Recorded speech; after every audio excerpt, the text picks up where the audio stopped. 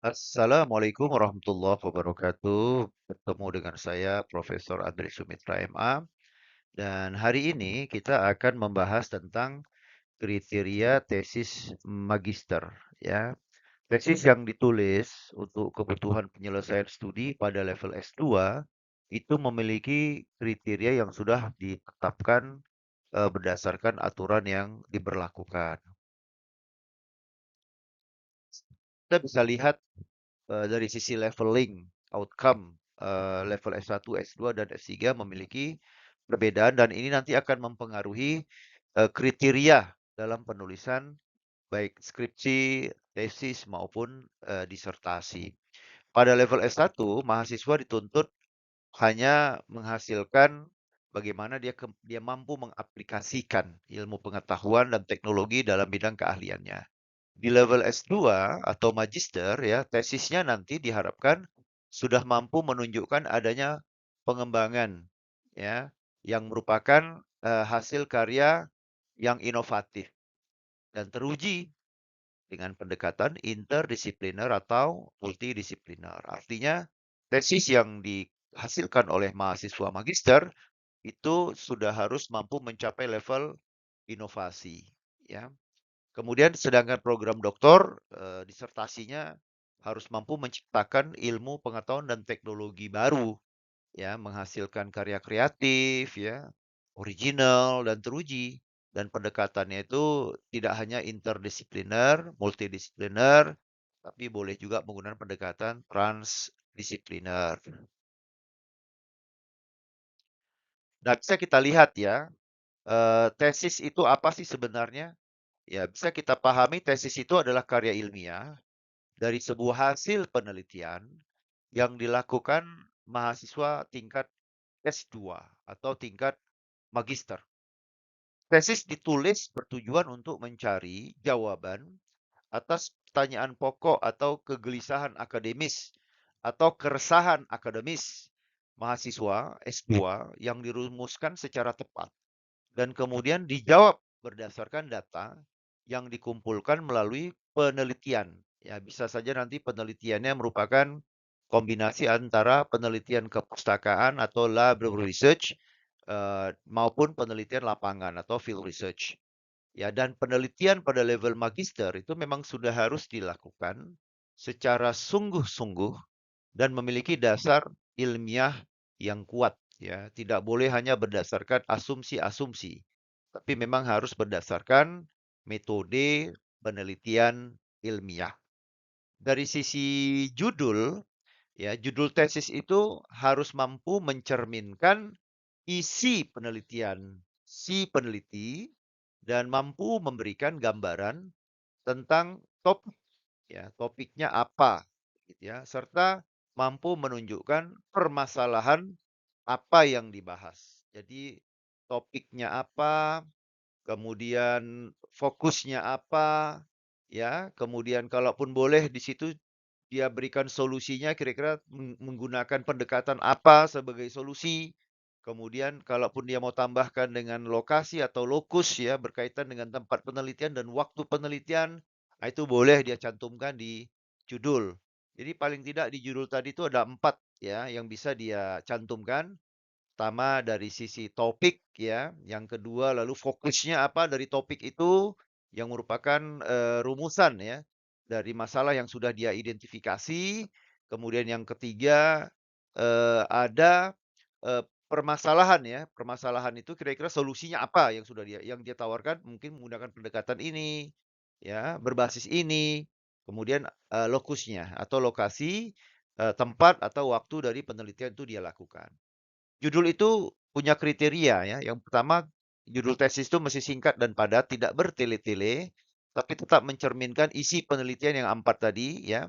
Kemudian menarik perhatian sehingga pembaca bisa langsung memahami bahwa penelitian itu penting ya. Jadi ada urgensi penelitian di situ. Kemudian yang ketiga, judul mampu menggambarkan inti pembahasan ya, inti pembahasan. Sehingga dari judulnya saja pembaca sudah memiliki gambaran tentang topiknya apa, fokus penelitiannya apa, kadang-kadang solusinya sudah ada di situ ya. Lalu, lokusnya. Kira-kira tempat penelitian dan waktu ya, waktu penelitiannya, dari tahun berapa sampai tahun berapa bisa kelihatan di judul tesis. Sedangkan dari sisi, konten, ya tesis itu juga memiliki kriteria ya, dan ini membuat tesis itu berbeda dengan skripsi dan berbeda dengan disertasi ya. Yang pertama, tesis itu harus mampu merepresentasikan penguasaan filosofis terhadap permasalahan yang diteliti. Artinya apa? Ketika seorang, mahasiswa magister menuliskan tesis, maka itu merupakan bentuk kegelisahan akademisnya ya, keresahan akademisnya, ya. Ada hal yang ingin dia, pecahkan dari permasalahan atas fenomena yang sedang dia, teliti. Misalnya dia melihat, jumlah masyarakat muslim itu banyak, tapi yang gunakan jasa keuangan syariah kok sedikit. Nah, gitu ya. Sehingga dia melihat bahwa secara filosofi, apakah, eee, prinsip Islam ini, belum bisa diterima secara umum oleh masyarakat Indonesia, gitu ya. Atau ada problem pada perilaku ya masyarakat muslim secara umum sehingga, mayoritas, belum bisa menerima jasa keuangan syariah. Atau ada problem-problem lain, gitu ya. Nah, jadi kegalauan-kegalauan itu kemudian dia akan tuliskan, menjadi sebuah karya ilmiah dan, aspeknya itu tidak lagi, deskriptif seperti S1 ya, tapi ada aspek filosofis ya, abstraksi dari persoalan yang dia lihat, dalam kondisi kehidupan sehari dan itu menyebabkan keresahan atau kegelisahan baginya sebagai seorang peneliti dan dia memiliki keinginan untuk menyelesaikan masalah tersebut.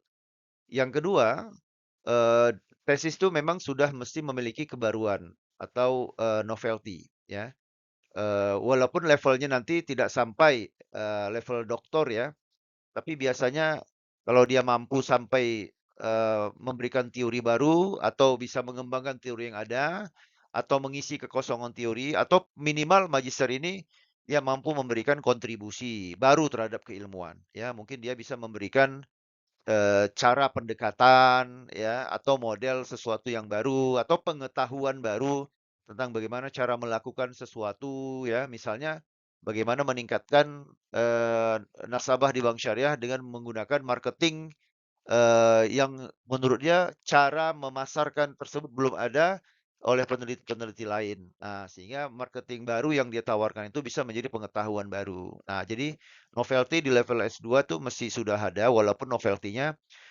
tidak sampai pada, tingkat, level S3 ya. Level S3 tuh ini, sudah lengkap mesti dihasilkan ya di level S3 tuh. Menghasilkan teori baru, mengembangkan teori yang ada, atau mengisi kekosongan teori. Nah, level S2 diusahakan, memiliki kemampuan hampir mencapai ini, tapi paling tidak di level S2 itu bisa menghasilkan, pengetahuan baru itu mungkin sudah cukup. Nah, lalu berikutnya, nah ini, di level S2 itu yang paling penting tadi kontribusi atau novelty-nya itu mampu memberikan pemecahan masalah yang memiliki implikasi nyata dalam dunia industri. Atau misalnya kalau dia cerita perilaku ya terhadap perilaku masyarakat. Ada solusi yang bisa diberikan. Ya, itu namanya kontribusi. Jadi tesis itu lebih mementingkan di tahap ini ya, kontribusi. Kalau novelty sampai kebaruan teori itu nanti sebetulnya di level S3. Tapi pengetahuan baru yang Anda berikan ya, dari kontribusi yang Anda berikan, nah itu menjadi salah satu ciri khas tesis S2.